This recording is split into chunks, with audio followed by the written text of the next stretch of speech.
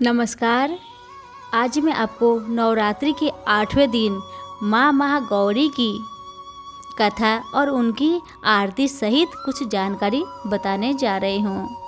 नवरात्रि की अष्टमी तिथि पर माँ महागौरी की पूजा किया जाता है। माँ महागौरी माँ दुर्गा का 8वां स्वरूप है। इन्हें 8वीं शक्ति कहा जाता है।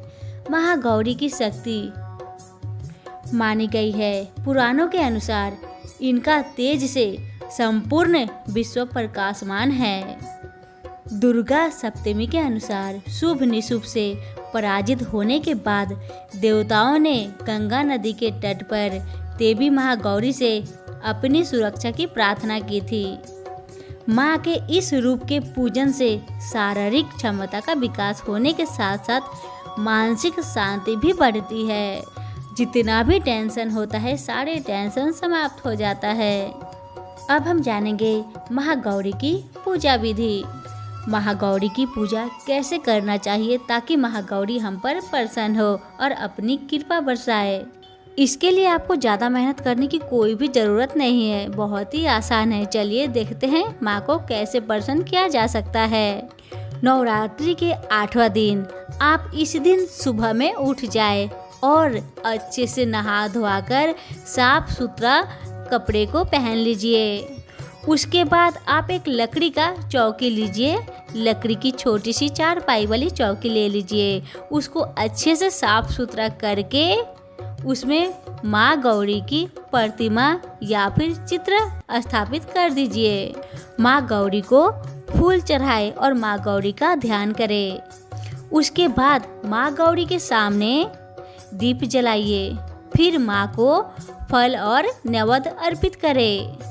फिर माता रानी की आरती करें और उसके बाद माता रानी के मंत्र को जाप करें। इस दिन ही कन्या पूजन किया जाता है।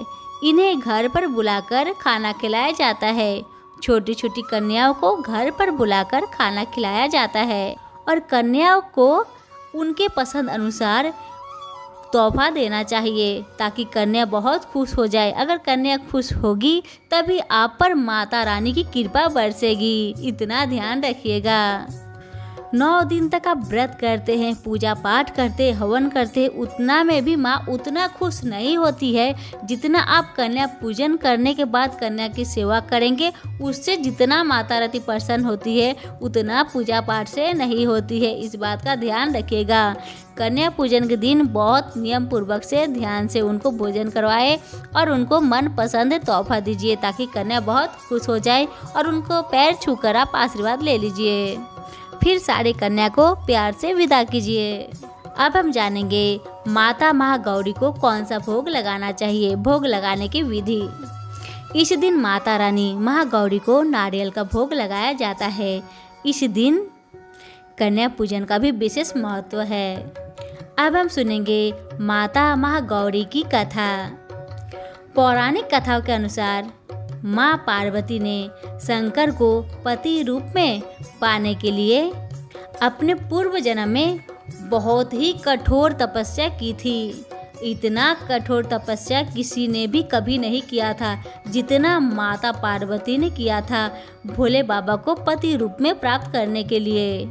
जब माता पार्वती ने भोले बाबा को पति रूप में प्राप्त करने के लिए कठोर तपस्या की थी तब माता गौरी का शरीर धूल मिट्टी से ढककर मलिन हो गया था, पूरा काला हो गया था। इसके बाद भोले बाबा ने गंगा जल से माता का शरीर को धोया। तब गौरी जी का शरीर गोर व दैदीप्यमान हो गया। तब ये देवी महागौरी के नाम से जानी जाने लगी। पूरा दुनिया में विख्यात हो गई माता गौरी के नाम से। अब हम सुनेंगे माता गौरी की आरती।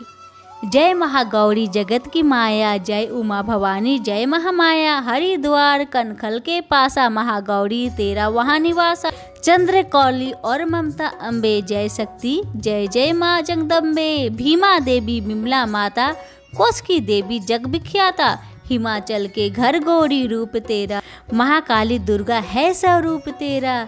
सती सत हव कुंड में था जलाया, उसी धुएं ने रूप काली बनाया। बना धर्म सिंह जो सवारी में आया, तो शंकर ने त्रिशूल अपना दिखाया।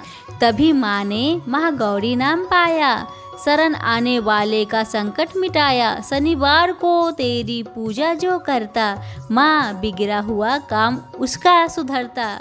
चमन बोलो तो सोच तुम क्या रहे हो, महागौरी माँ तेरी हरदम ही जय हो। आज के लिए बस इतना ही। आप सभी का धन्यवाद।